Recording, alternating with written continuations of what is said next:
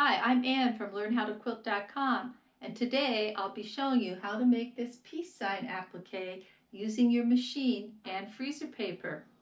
Now in this sample from the first video in our series, I used freezer paper, but I removed all of it. In today's video, I'll remove most of the paper, but some of it will still stay inside. Even though there's still some paper inside, I think you'll like this method better.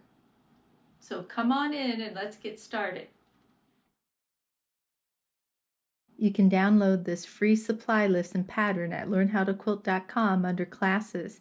You'll find the link below. For the peace sign, you'll need about 3/4 of the yard. For the background, you'll need 7/8 of a yard. You also need a washable glue stick and freezer paper for the pattern. The freezer paper helps to hold the applique's shape. The 8 numbered sections of this pattern get taped together to form the peace sign. The 1-inch horizontal lines will help with the placement. Keep 2 pieces of freezer paper together in order to cover the sign. With the shiny side down and the flat side up, trace around that peace sign. Cut out the pattern and press to the wrong side of the fabric. The shiny side goes down against the fabric. Eyeball a 1/4-inch seam allowance and trim the excess fabric.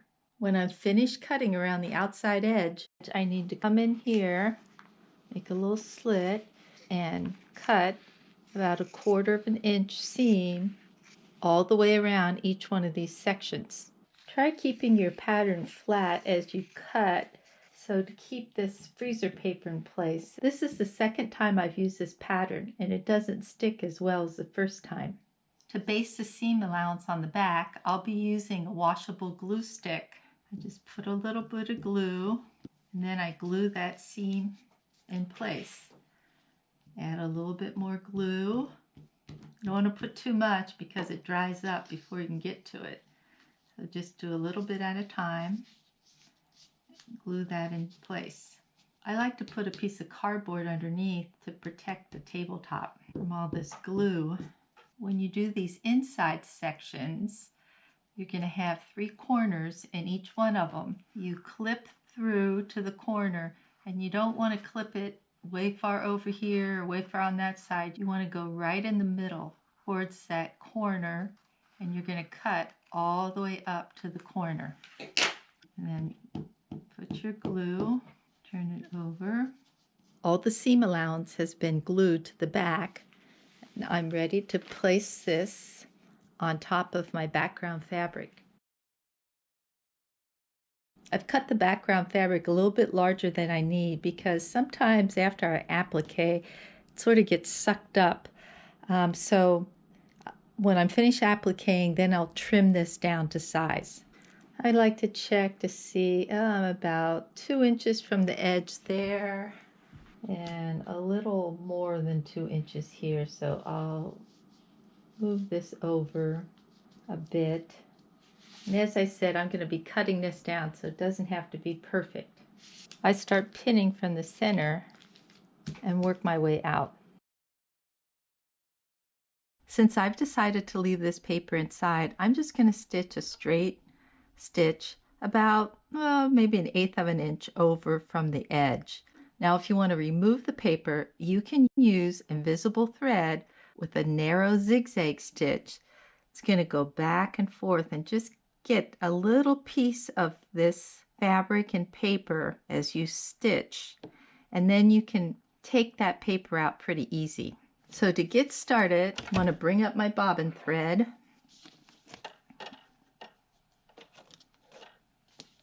Hold on to both of these threads so they don't get caught up and make a mess, and start stitching. I'm using a little bit longer stitch length, like a top stitch length, just because it keeps things from puckering. Clip these threads to get out of the way and then stitch. Now when you get to these corners, keep the needle down, lift up your pressure foot and pivot. Place your pressure foot back down and continue stitching. Here's another one of those corners.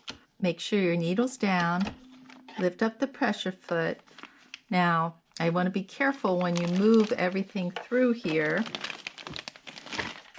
And I like to roll up this fabric on the side, sort of keep it out of the way, and then continue sewing.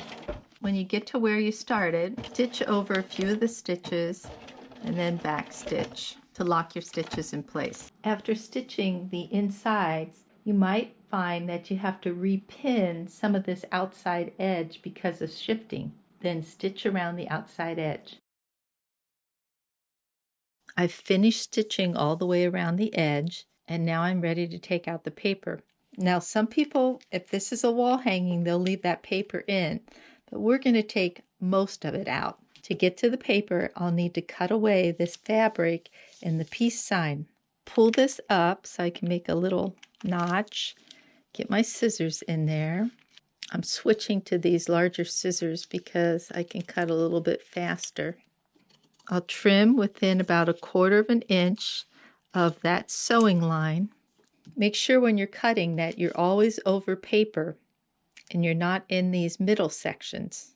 You always want to be cutting between these sewing lines. This stitching line will perforate the paper and make it a little bit easier to pull it out. Now, there will be some paper that'll end up being stuck in here between the stitch line and the edge, but it won't make much of a difference. The most difficult part is getting this started. So if you go in and sort of pull back that peace sign fabric, and then you sort of got to pull at that paper at the stitching line. And sometimes I'll take my scissors and just to get it started, put those scissors in there. You don't want to push them all the way. You don't want to push too hard because you don't want to go through that fabric.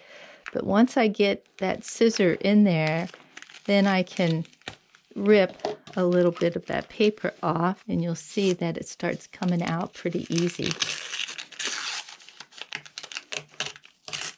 Just take it in and rip. You do have to be careful on these corners because that's where it tends to unravel. So let me go in here, start pulling this paper, and maybe I'll keep my finger over the top of those stitches when I pull this. These stitches will pretty much keep everything in place except right in these corners. That's where it's difficult. Just continue taking that paper out till you've gone all the way around the peace sign. Press the top and then trim to 32 inches by 24 inches or to your desired size. Here's an example where the applique pulled or sort of sucked in the fabric. Since I added a little extra fabric to the background, I can trim this and it'll be okay.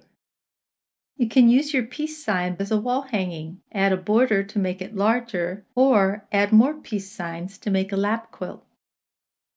Interested in doing more to promote world peace? Below you'll find some info on how you can help. Thanks for visiting learnhowtoquilt.com. Don't forget to stay tuned for the other videos in this series.